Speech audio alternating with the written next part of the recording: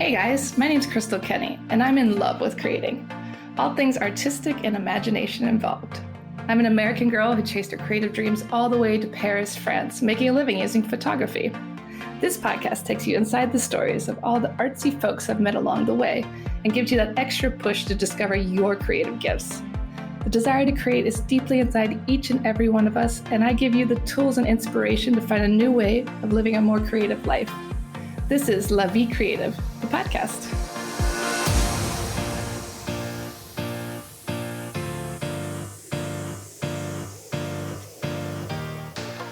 Claudine Hemingway is a descendant of famed writer Ernest Hemingway. We bumped into each other at a party and decided to team up and dive deep into French history, but with a twist, by bringing a spotlight to those lesser-known creatives in France. This is History with a Hemingway.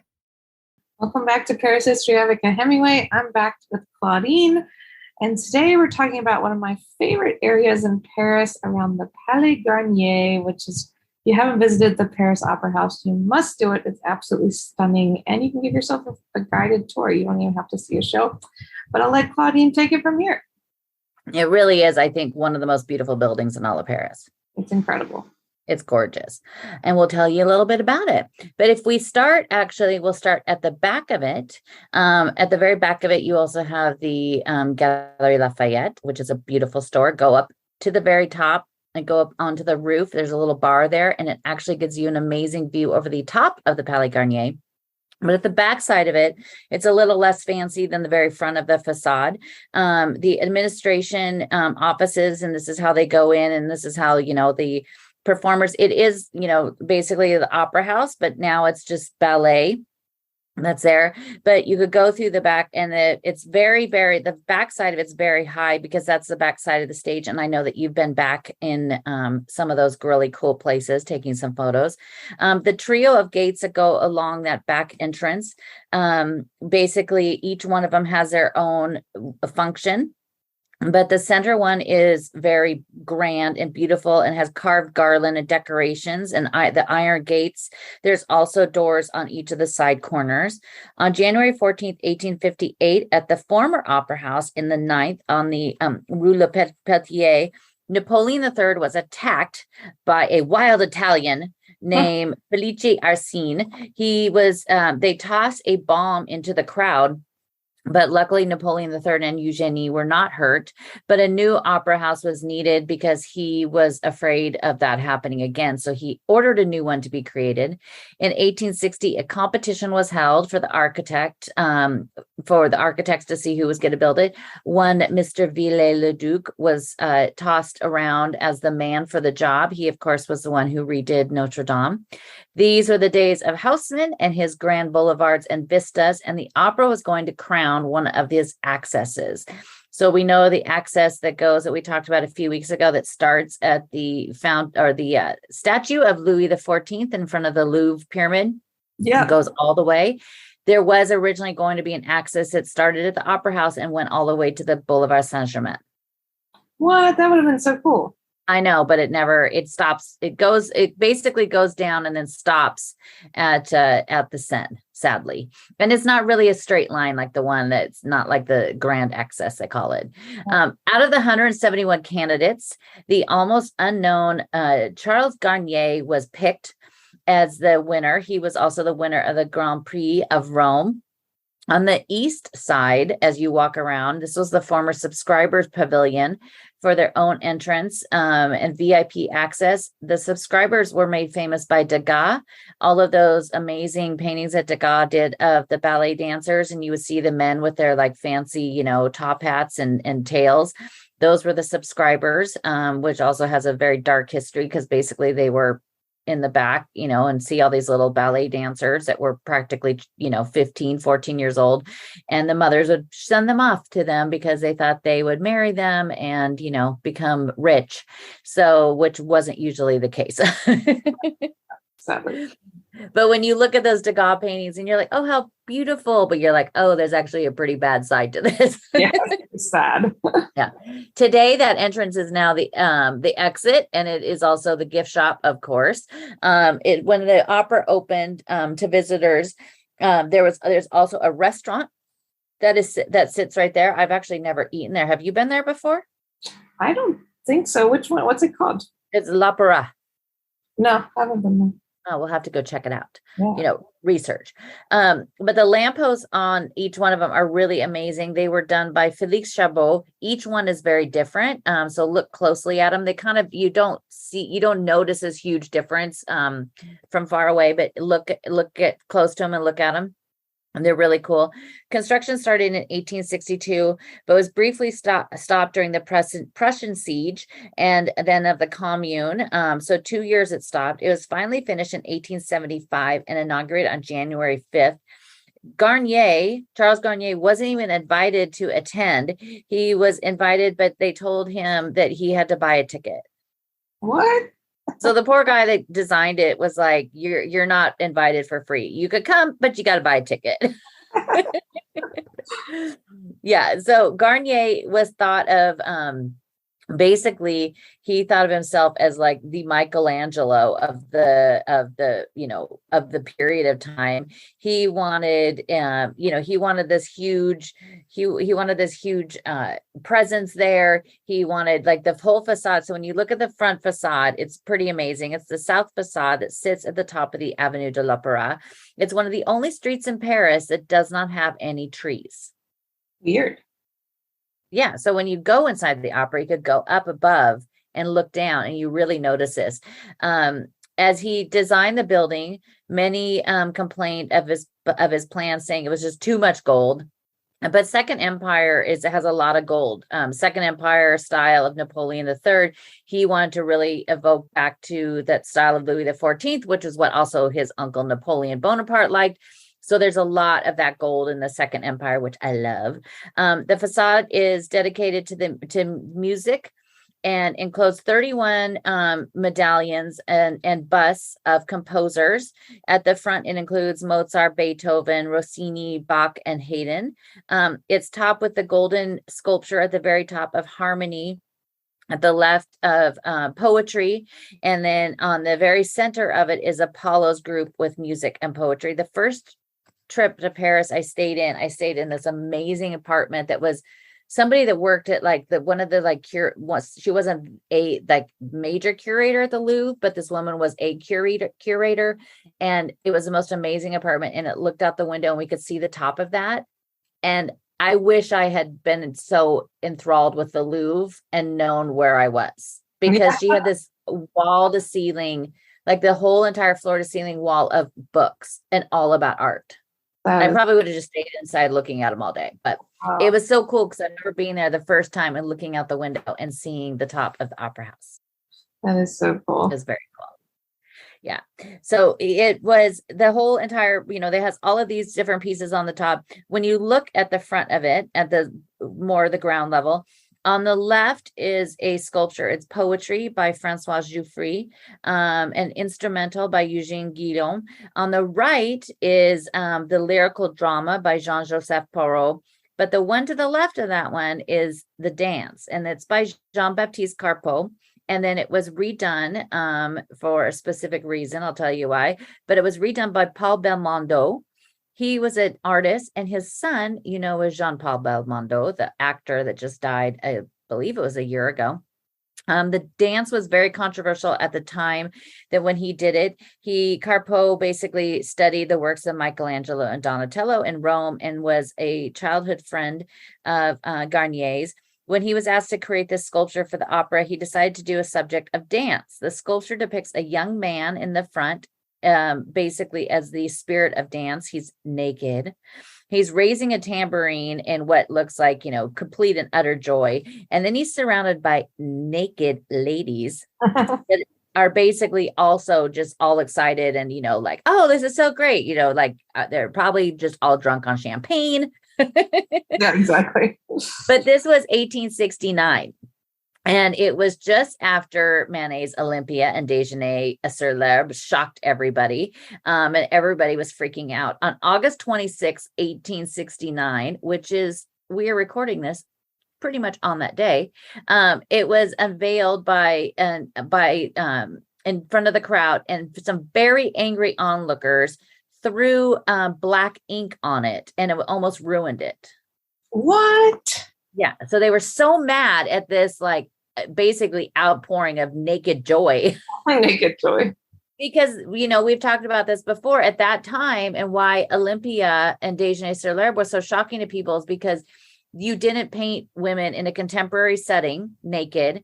You only showed, the female body, nudity as an allegory, or it's biblical or something like that. It's not ever supposed to be like, now this looks like, which it's also like, okay, if it's a body painted in 1700 or it's a body painted in 1868, what's the difference? Yeah, exactly. What is the difference? But in everybody's mind, it is completely different. It was after the ink was sewn on, it was quickly cleaned, and they were going to remove it.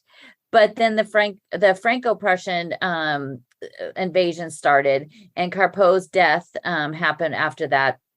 And so it stopped. They didn't do anything. It later was replaced by the copy of Paul Belmondo, and the original is in that was then starting to be damaged by pollution, is now inside the Orsay.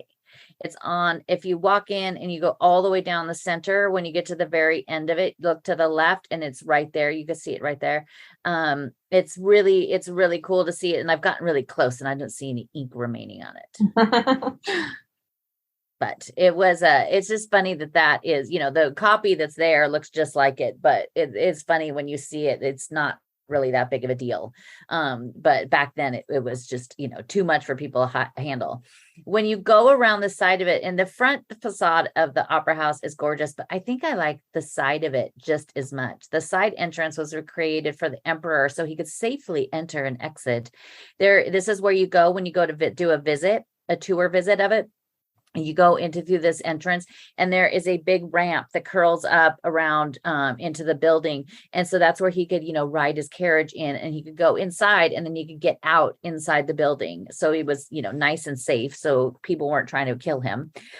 It's really cool. And it has like all these really cool lampposts and sculptures on it. There's an eagle. As you enter, right in the center of it, there is a large monument to Charles Garnier. He is always, you can never miss him because he has this like moppy head of curls. Uh-huh. And he's really funny when you see him. And you also could see him in a church, the Saint-Savin over on the left bank. He gave money to the church for the stained glass window to be created. And because he was a donor, they did his face into the stained glass. Wow. And the first time I went there, I was like, that looks like, when I was really looking at it, I was like, that moppy haired guy looks like Garnier. And then I started reading about it, and I was like, it is in fact him. It is in fact. It is in fact. But it's really cool. So there is the bust of him, and below it is like one of the architectural like blueprints that they basically, a huge version of it that's there. So that's kind of cool to kind of see. He might not have been invited to the very first night for free, but he has his name on it. So there. So there. The winner. Yeah, but it is really cool to go, and you could go inside it as well.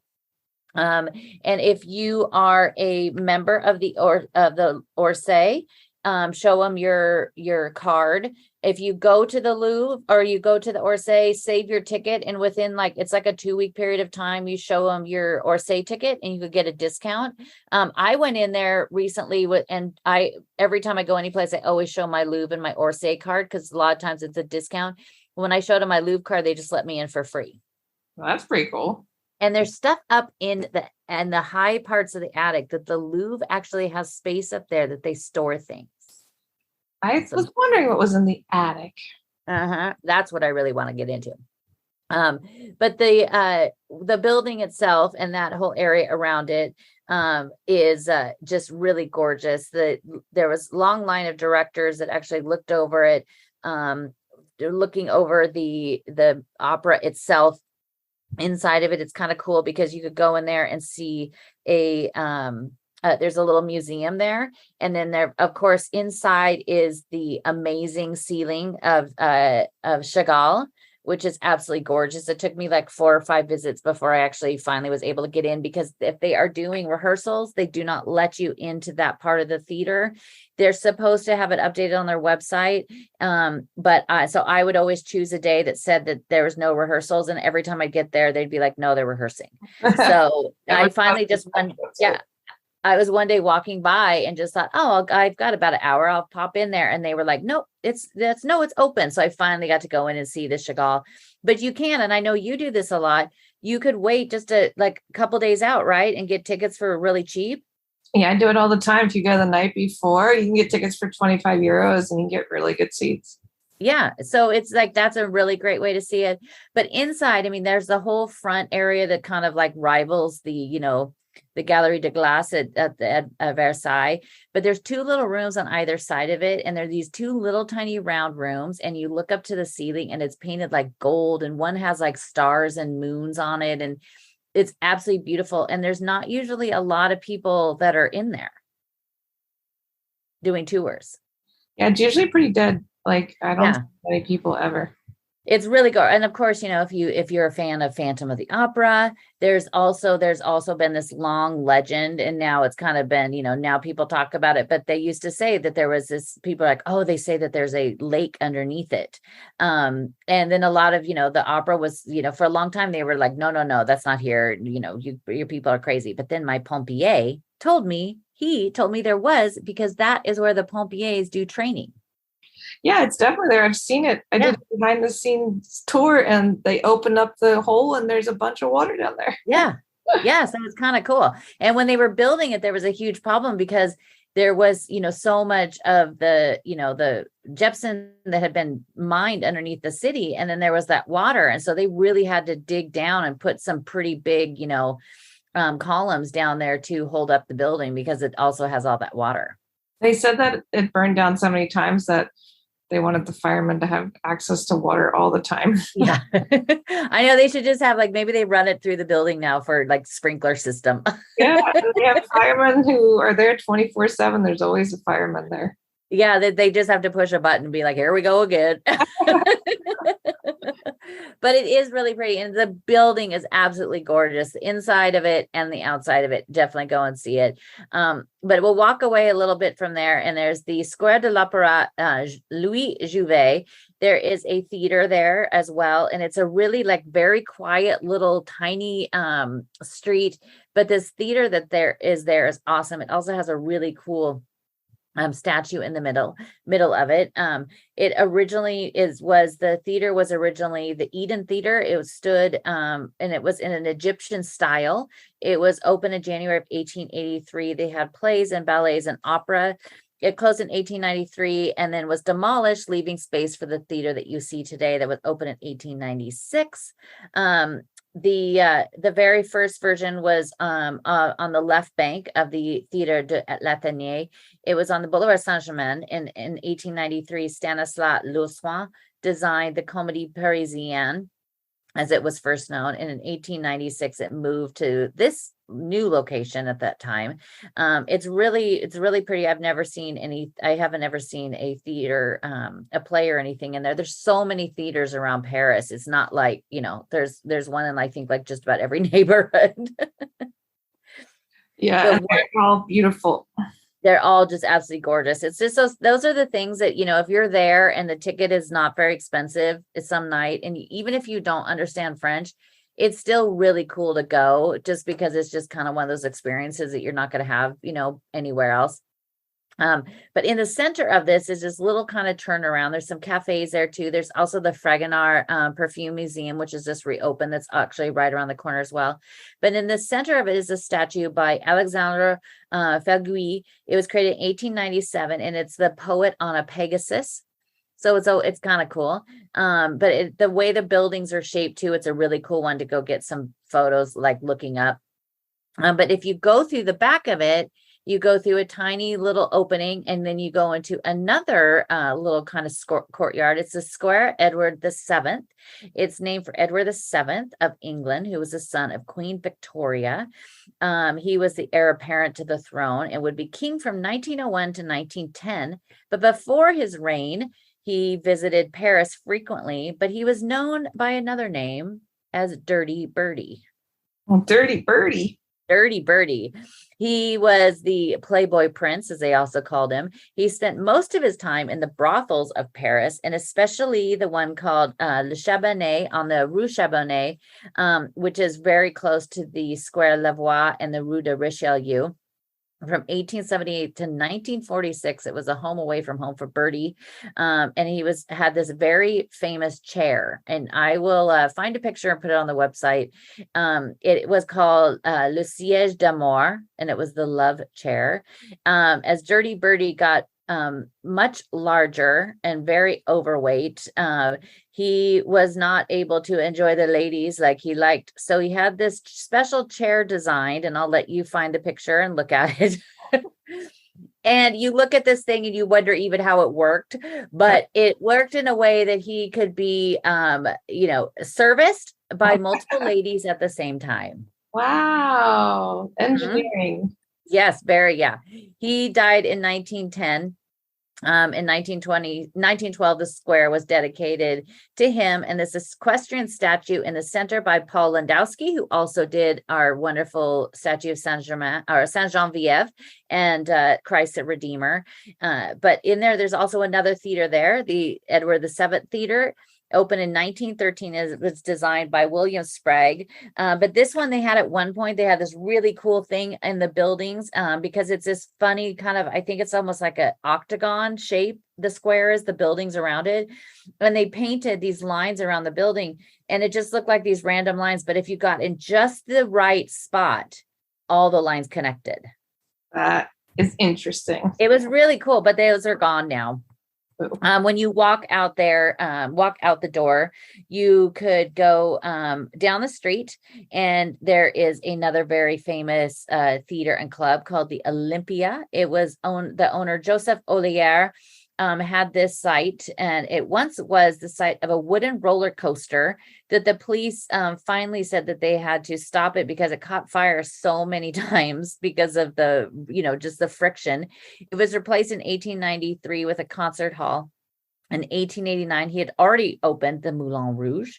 The Olympia first had circus-like performances on its stage, but it would later become the stage for the who's who in entertainment. Many of the people we've talked about, including Dalida, performed there. Johnny Holiday, Ella Fitzgerald, the Rolling Stones, Edith Piaf.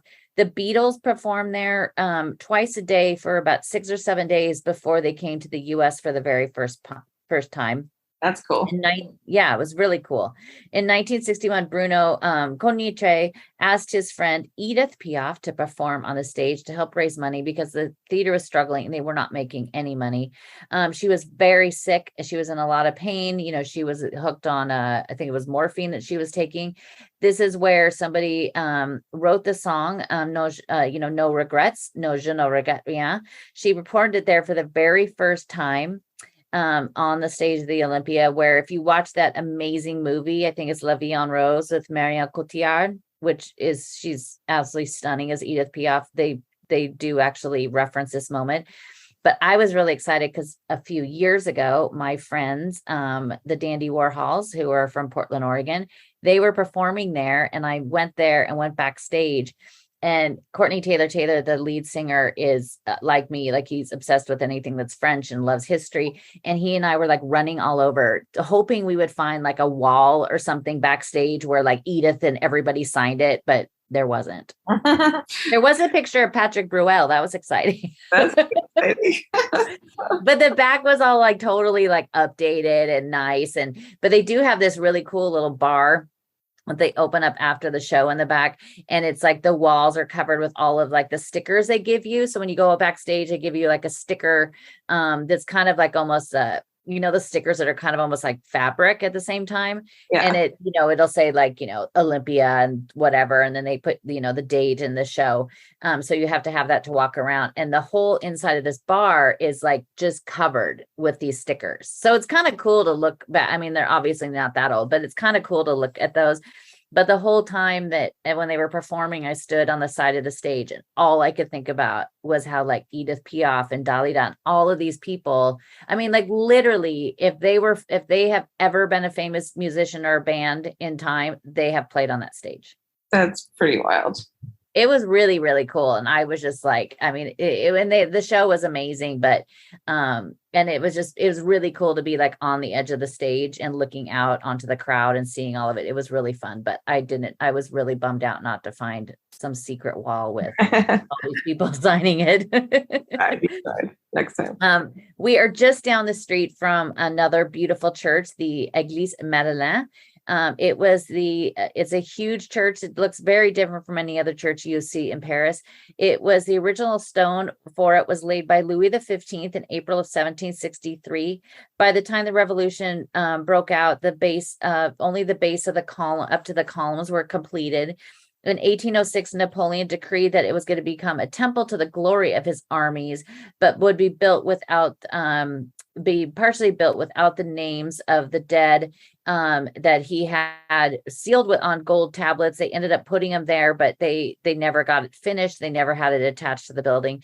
The original foundation was demolished, but in 1812, they ran out of money and decreed it should become a church. By the time Louis XVIII was in power in 1816, he wanted it to be a church dedicated to his brother, Louis XVI, and Marie Antoinette, and Madame Elizabeth, his sister. But he decided to build there when they also ran out of money, and he thought he'd use his personal funds to help create it. They could use the church, and then ended up that they couldn't even get it finished in time. So then the state had to come in and help finish it. Louis Philippe was the first then he decided to turn it into a rail station underneath it. So this poor thing has gone through a lot. When Jean-Jacques Marie Huvet who studied with Percier and Viollet-le-Duc, he went in and finally finished it. It was finally finished in 1845 and consecrated on October 9th, 1845. The Corinthian columns around the outside go all the way around it, and inside each one of them, in the niche against the wall, is their saints. And there's so many of the saints that are there that it is you would think that most churches you say St. Peter, St. Paul, and Saint Denis, but these are like saints that you probably have never heard of. There's 28 steps that go into the church, and that is because there are two sets of 14. That is the from the Bible. The pediment by Philippe Henri Lemierre of the Last Judgment is at the very top. And when you look at the bronze gate in the front, it was by Baron Henri de Tregier from 1836 to 1849, and it was installed and inspired by the gates of St. Peter's in Rome. But they were able to find out a way of how to create it to make it that they were like 10 times lighter than the ones in Rome, because that big of a door in bronze is incredibly heavy. They ended up doing it so it was more hollow in the center of it, and so it was just kind of the outside of it was in bronze and then put around wood. The fresco inside, there is quite a few really gorgeous paintings inside. There is also rumored to be a piece of Mary Magdalene. So when they did the Da Vinci Code, that is where Tom Hanks should have gone. That is where he should have ended. All this happened. But the church is, this is a big, huge square kind of box when you go inside of it. This is also where they had the funeral for Johnny Hallyday, and there is still a little place there that people bring flowers. I never got into his music. Did you like his music? No, and it's funny because he Dalida, nobody in the United States really knew who he was. They call him the French Elvis, and I've tried to watch and listen to things sometimes, and I'm like, I don't know. It was I'll give it another go. I've heard some of his songs, like when I'm someplace and Sylvan's playing all French music, and then I'm like, oh, is this Johnny Hallyday? And they're like, oh yeah. But people they're either obsessed with him or they don't care. Yeah. There's no in between. There's no in between. No, there's no in between. This is also where they have the funeral of Chopin. When he died, he had the whole entire thing planned out. he planned that they were going to, during his funeral, as his casket was carried in, that Mozart's Requiem was going to be performed. He wanted Jean-Anne Castellan and Pauline Verdeau to sing and to perform, but women weren't allowed to perform inside the church. So his funeral was put off for 2 weeks due to the negotiations to make this happen so that that these two women would be able to perform. They came to an agreement, but they had to stand behind a black curtain. That is ridiculous. Isn't that weird? Super weird. Yeah. Josephine Baker was also given a huge state funeral here. It was one of the only times ever given to an American woman. Another woman that is pale in comparison to her, one that her initials have 2 C's in it. Her funeral was held there. Madame de Pompadour, the wife of the president, wanted to have a huge celebration for her, but it had already become very well known in France when she died in 1971, I believe it was, that how horrific of a woman she was and what she did. And they were like, you can't do that. So they didn't get to have this big grand funeral for her that they wanted. Wow. Good. That shall not be spoken. Yeah. But that was also where Dalída's funeral was. So it's kind of, like some of these people, just, performed down the street. And then later their funeral was just right here. That's very morbid. Yeah. But on the outsides of 33 saints, it's very cool. They are a lot of them. One side is the patron saints of the Orleans branch of the royal family. On the very back of it is one of my favorite things. There's the 4 evangelists. There's Saint Jean, Matthew, Mark, and Luke. But if you go back there and you look close, the one on the left, Saint Luke, he doesn't have a head. And in 1918, he was struck by a German shell and he lost his head. And they've kept it that way. And there's a plaque at the bottom of it that says, the date. It was like October 1918 that said this is when he lost his head. And it's one of my favorite things. And when I give tours in that area, I always take people back there to show it, because I also just love that they left it, that they don't try to cover up this history. And then I was reading something in this book of the letters of Ernest Hemingway. And he first saw that when he saw it without the head when he went over in World War I, and he was over there on his way to Italy, and he saw that. And then he would later with Hadley, when they'd have visitors come to town, he'd always take them there to show them the headless statue. Ah, that's funny. It's all full circle. Yeah, family time. Yeah. It's like, here, let me go take you down to the headless statue without a head. Bonding. It's very cool. But that whole area, the Madeline, there's a huge, the whole facade, I think right now is still covered. It's probably going to be covered for years because they're doing work on it. But it's a really beautiful church to go into. Yeah. And I feel like people never go in there. It's not like a destination. No, not at all. And you can't miss it. I mean, it's right there. It looks over to the Place de la Concorde. You can't, and on the other side of it, on the other side, again, it's one of those kind of access. And one side you have this huge columns of the Madeline, and on the other side, on the left bank, you have the huge columns of the assembly. Yeah. Yeah, no, definitely go over there and listen to this podcast when you do it. And don't forget to head over to Claudine's website, ClaudineHemingway.com, or follow her on Instagram, Blue Blonde Rouge, and tune in next week, guys. Thank you for listening to Paris History Avec Hemingway. If you want to find out some more, you could always find me on my Instagram page, Claudine Bleu Blanc Rouge, and that's BLEU, as in the French way to spell it. And each day I post a daily history lesson about a person or a place or something in Paris, or it's lots of fun facts. And then also at ClaudineHemingway.com, where you can also sign up for my newsletter there.